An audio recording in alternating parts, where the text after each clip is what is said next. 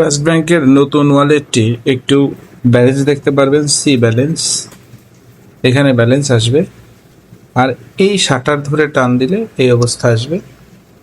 এখান থেকে আপনি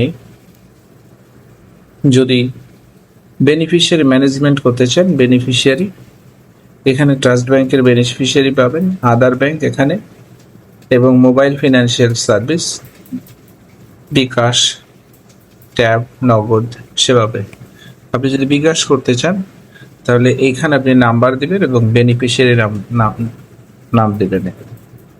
তারপরে এখানে সাবমিট দিলে আপনার বিকাশটা অ্যাড হয়ে যাবে। এরপর আপনি চলে আসলেন, আপনি যদি ট্রান্সফার করতে চান, ফান্ড ট্রান্সফার, হ্যাঁ, এখানে TBL transfer, own account transfer.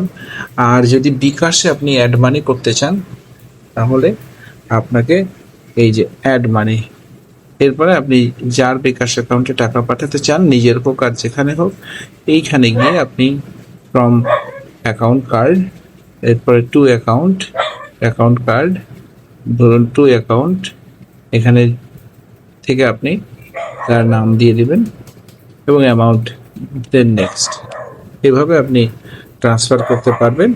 এছাড়া আপনি যদি